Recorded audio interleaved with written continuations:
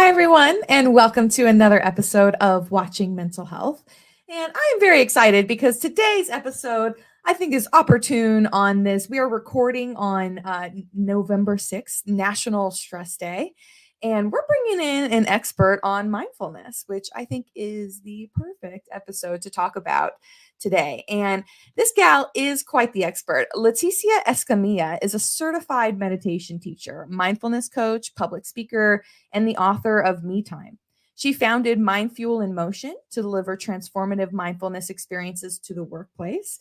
And her engaging programs empower organizations to nurture their team's personal growth. So, on this episode of Watching Mental Health, we're going to be breaking down mindfulness for both personal and professional growth and why it's so important for our mental health to de stress and find peace. And so, with that, let's bring to our show Leticia Escamilla. Welcome to the show. Hello, hello. Thank you so much for being here. I'm so excited. I met you a few months ago, maybe 6 months ago now. Yeah. And you gave a talk, and I was so impressed and inspired, and I really just Oh, loved what you had to say. And I knew that I immediately needed to get you scheduled. So I'm so glad to have you here today. oh, likewise, Katie. Thank you for having me. So I gave a quick bio, but tell me in your own words, who you are and why your work matters to you. Yeah, so you mentioned a lot in the bio, but I founded the company Mindful in Motion about 4 years ago. And so, as my work as a meditation teacher, a mindfulness mentor and consultant, speaker, and author, my whole goal is to talk about mindfulness and bring into the workplace as well as your personal, easy, practical mindfulness techniques and strategies that you can do anywhere at any time. And I got into this work about over 10 years ago when I started my first business with my partner at the time. He's my now husband. Oh, And, during that time in my life, I had never thought I was going to be an entrepreneur or business owner. I was fine working for corporate and small businesses. And mhm. he really stretched my mind to be able to see this idea of owning my own business. And with that came a lot of unknowns Mm. and a lot of stress and overwhelm. And I wasn't equipped to handle that kind of stress and overwhelm that it comes with starting a business. When you go into a job or, anything, any title role, usually focus on your title, your role, those tasks that have to do with that title and role. And then there's other people in your team that handle the other pieces of that bigger puzzle that you all are putting together every single day. So when you start a business, you are now wearing all the hats and you Mhm. are putting the puzzle together all on your own with all Yep. being all the pieces. And so there came a lot of pain from going into business where I learned just a lot about myself. I started to see parts of myself that I liked, and I started to see parts of myself that I wasn't too happy with. And I was like, how do I change this? Where do I begin? And I was already on this self care journey with Mhm. working out and taking care of myself, but I knew that I needed something deeper, something more. And that's where yoga and meditation came in as my teacher and really, in a sense, saved me, saved my relationship, and saved my business, and completely turned my life around. So that's why I do the work I do now. I love that. That's so fabulous because you're right. Yeah.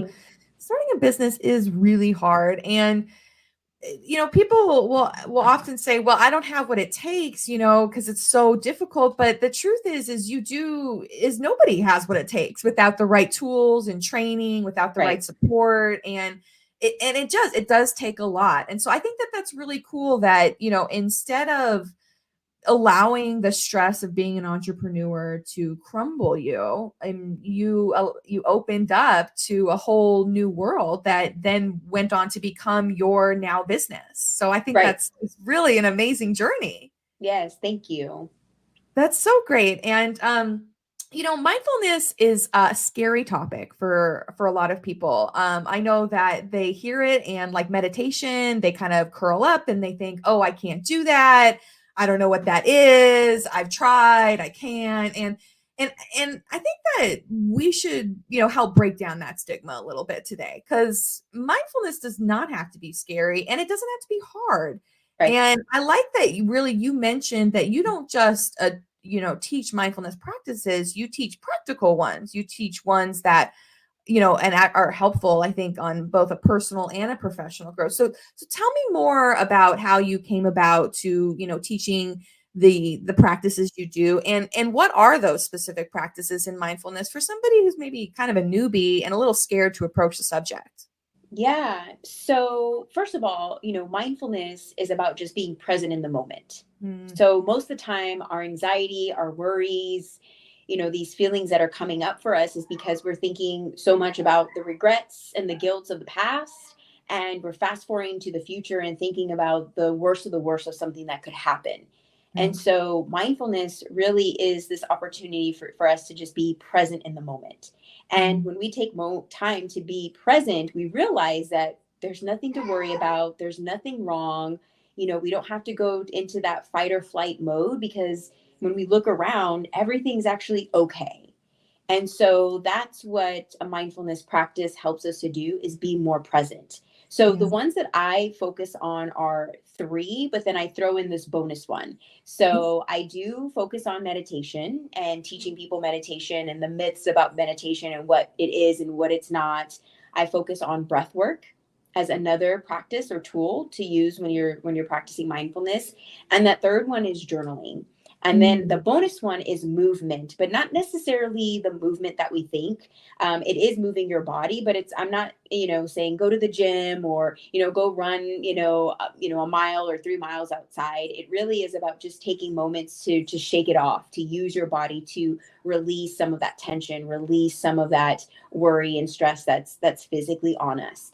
And so those are the four ways that I use mindfulness and teach mindfulness when I'm going into the different businesses and corporations with my program. We're talking about those mindfulness practices and then breaking it down of how you can do them anywhere at any time. Ooh, that's really great. Yeah. Because Yeah.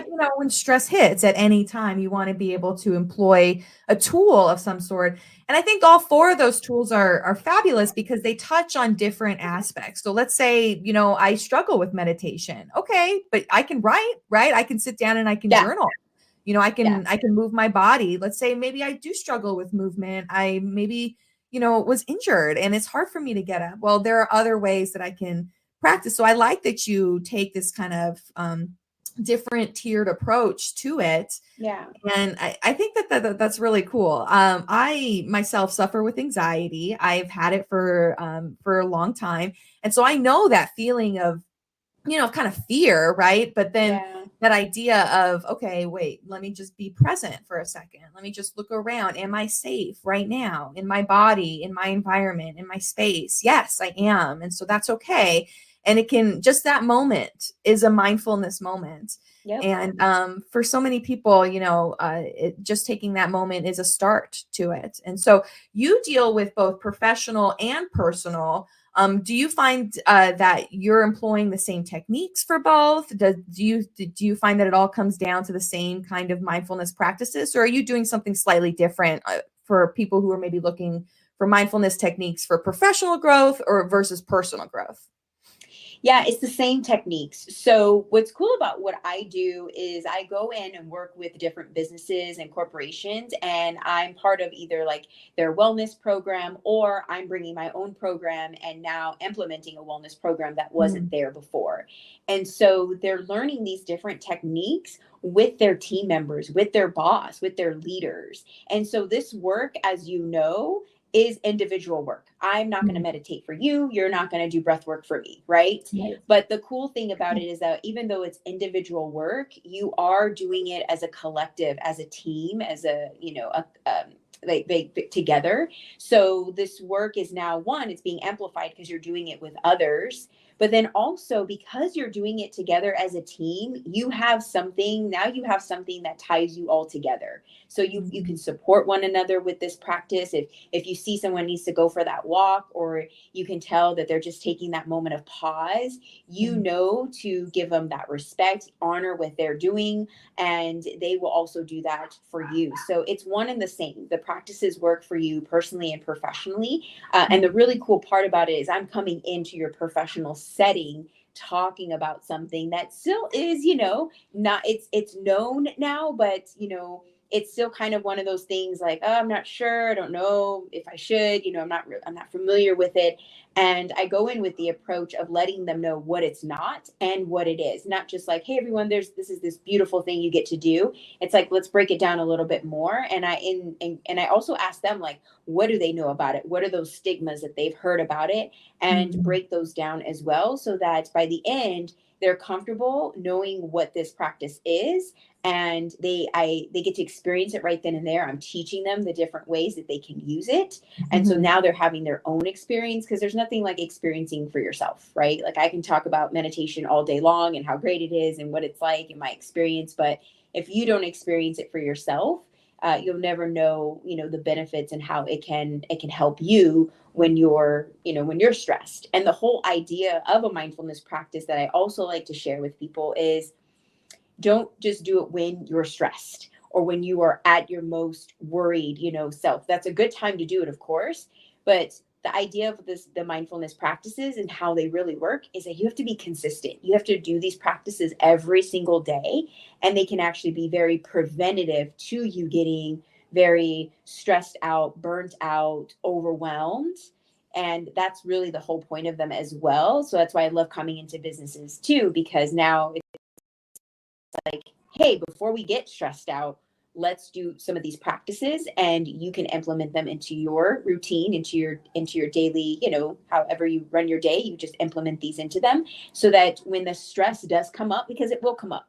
I mean, Mhm. I've been doing this almost 10 years. Of course I'm stressed, Of course. not that I'm stressed, but stress is coming, Right. but I now know how to recognize it and go, oh, let me take a step back. Or naturally my body breathes in and out now, and certain things just start to happen naturally that didn't happen before I was Mm. doing these practices. Yeah, most definitely. And what kind of results have you seen in these companies that you've come into?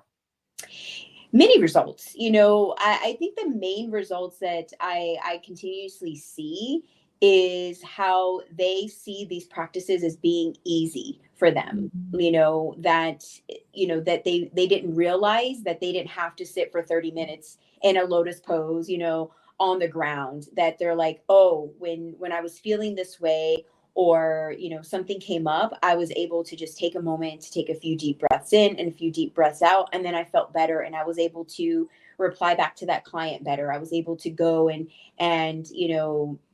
talk to my team member better, or whatever it is. So what I've come to find is that they're realizing that they don't need a lot of time. They don't need a lot of, all these special things that maybe we've been told we need. They Mhm. just realize that if I just do a little bit every single day, I'm able Mhm. to handle things a lot better than I was able to before, when I wasn't doing it at all. So I think all of us, we get caught up in anything, right?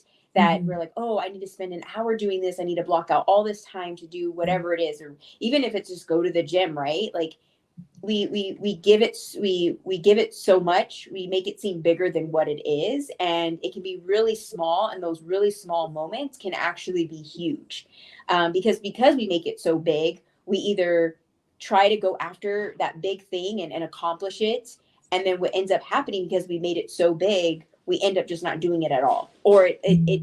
it looks so big that it's overwhelming, and it's doing the opposite effect, and you're not showing up for it. So the whole Mhm. idea is that they see that it's easier, when they do it in small increments, and they get those benefits, that they're looking for. And yeah, their personal and professional life is changing from it.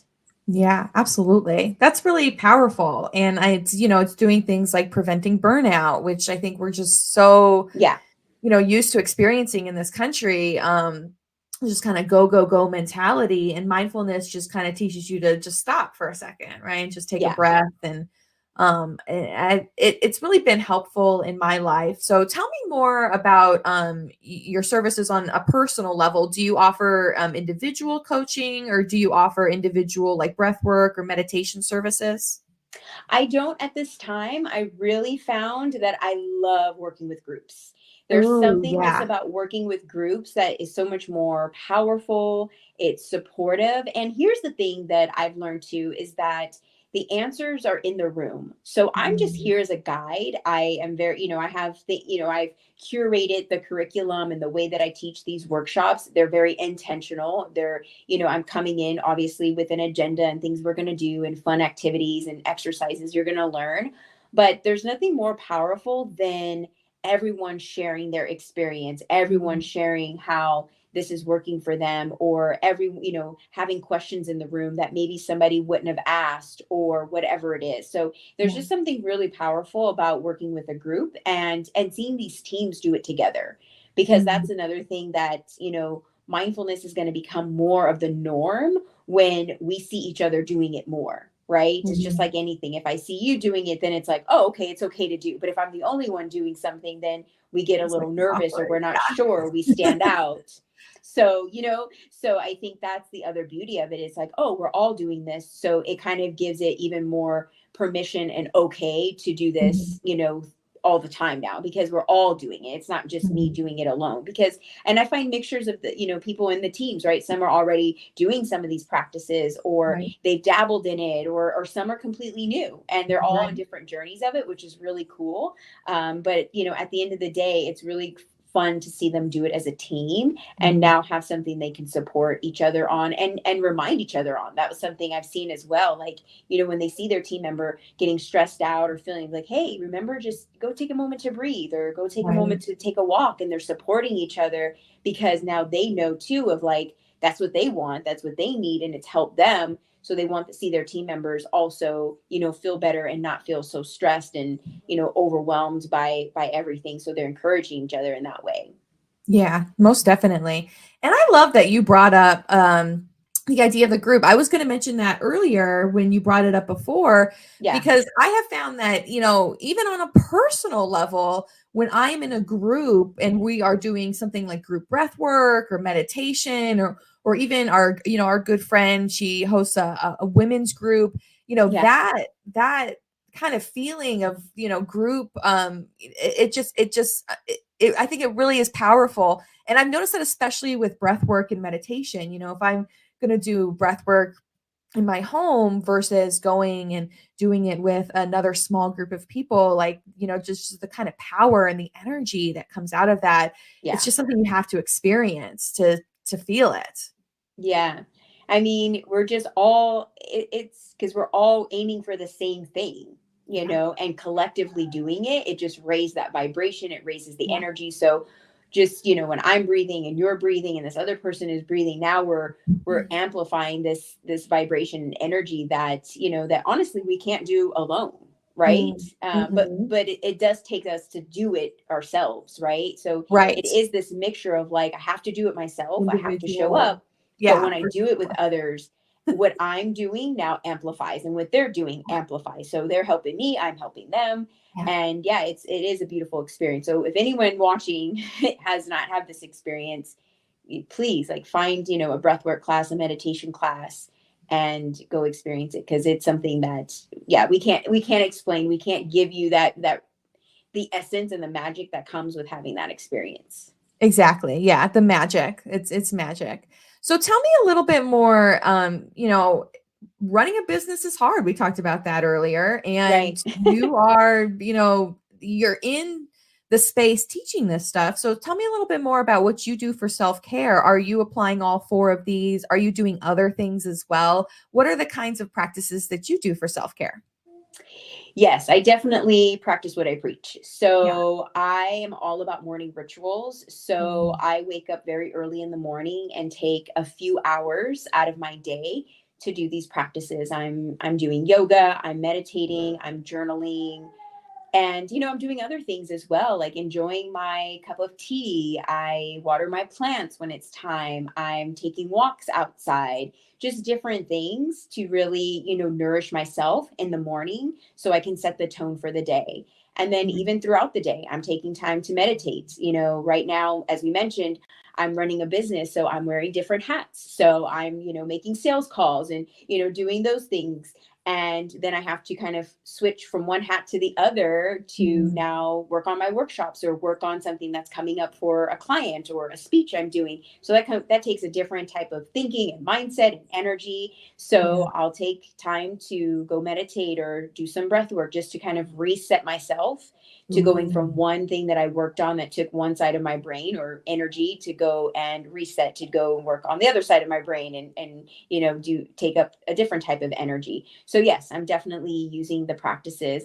I don't know if the speech or presentation you saw, I had you guys do the alarm, but I always do this thing where I have the audience set an alarm for Mhm. a particular time of day so they can do 1 minute of breath work. So my alarm goes off at that time as well. And so when that alarm goes off, I take a few moments to breathe and take that time for myself. Because just like everyone else, I get caught up in that go, go, go, got to get things done, have that deadline. And that alarm goes off, and instantly I'm like, oh, yep, I got to breathe. And every time there's a Wow. shift, every time I just feel better. Every time I'm like, I could be working on an email, and all of a sudden, like, now I know how to write that email even better. Now Mhm. I'm, not rushing through it. I'm just kind of taking my time. Like, okay, I want to make sure this says exactly what I wanted to say, the intention, the message, whatever it is. So Yeah. yeah, I'm Yeah. definitely using the practices and others as well, like going Mhm. for walks. Pretty much everything I teach everyone, I do. I may not do all of them every single day, but I'm definitely using them when I'm feeling called to them. And that's the power of all these different types of mindfulness practices, as you mentioned earlier, right? Like, if meditation is hard for you, okay, that's not the only one out there. Maybe breath work would be better for you, Yeah. or just taking some time to journal. And a lot of these things, we don't need anything to do while you're Mhm. brushing your teeth. You can be practicing gratitude, while you're, like, that's a Yeah. journaling practice, but you can do it in your mind of just looking around you. I'm grateful for my teeth. I'm grateful for this new day. I'm grateful for the sun out. I'm grateful for the roof over my head. I'm grateful for the towels. You can look around you in your space and just practice gratitude, and just that little bit can shift your day and how you set the tone for it. Wow. Those were so many great nuggets. Thanks. I know they went by fast. Sorry. And I can slow I down love if that. people No, want like, to set so more. yeah, the idea of pausing and doing a mindfulness practice in between tasks as an entrepreneur. Oh my gosh, that's powerful. That's so helpful. And then yeah, setting your alarm clock. I think I might do that. Like I'm feeling called to do that because I think you're right. Having that alarm, you can be so stressed out in the day to day. And then Yeah. something you just need something to kind of snap you out of it for a second and be like, "Oh, wait a minute.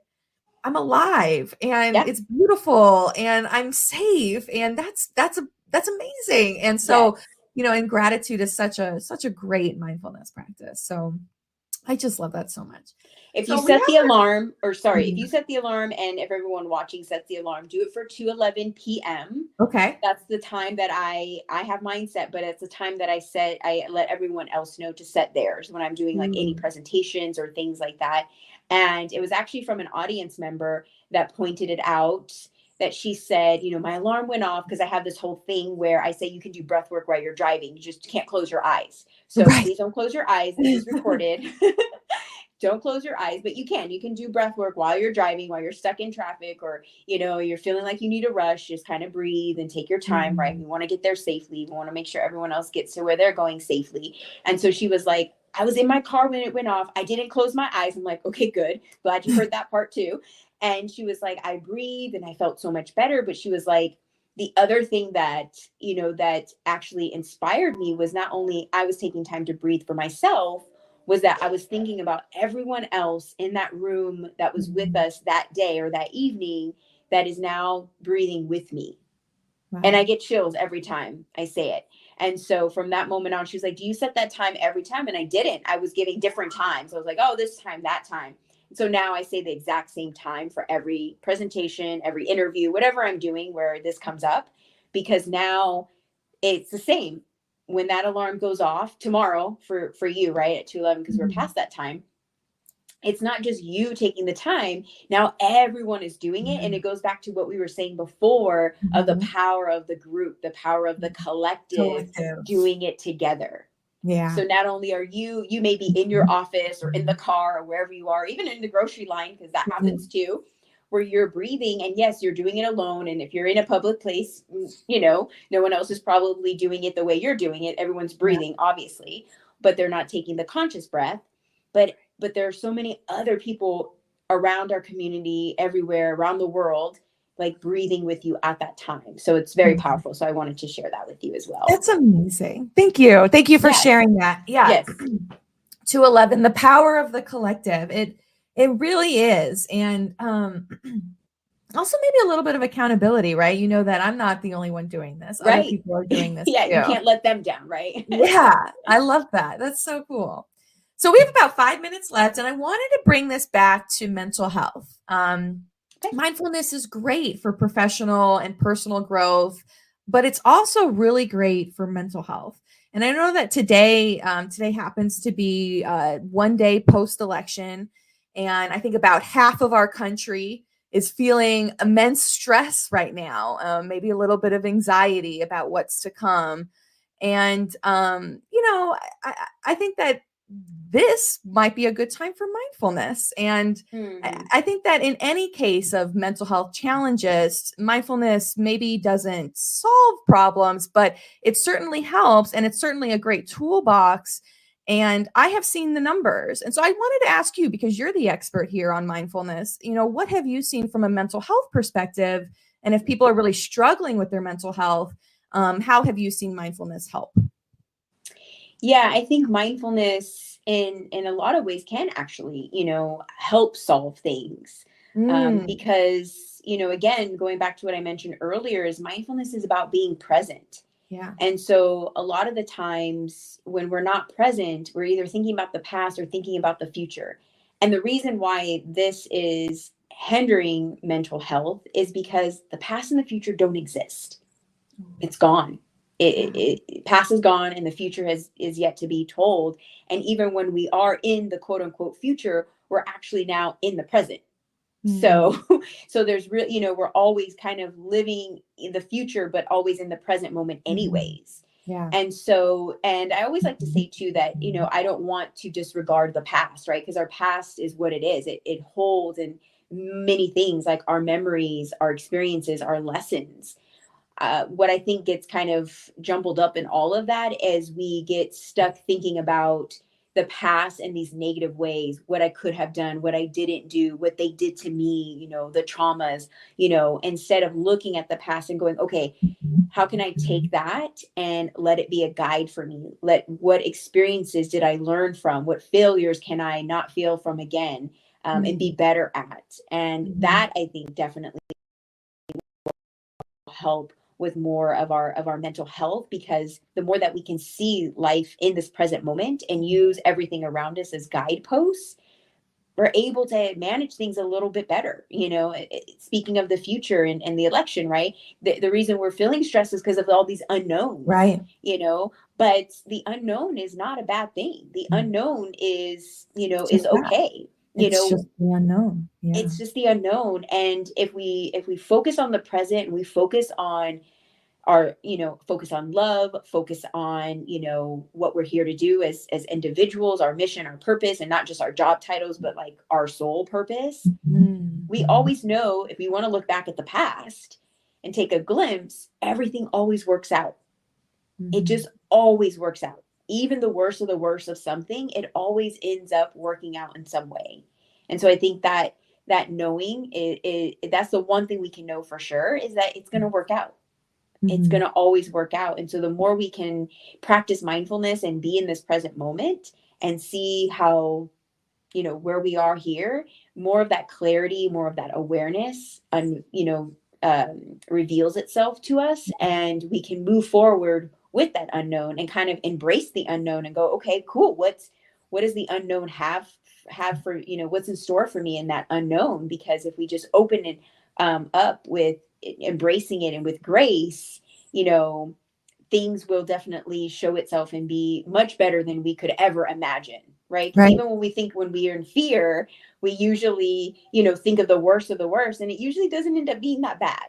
And it's also the same for the other side. We dream these big dreams. And if we just kind of let go of what we expect that dream should look like and be like, we'll actually get even a better, bigger Wow. dream than we could have imagined. Right. Yeah. So that's what I feel. I don't know if you've ever seen the meme, or not a meme, but it's like a photo. Uh-huh.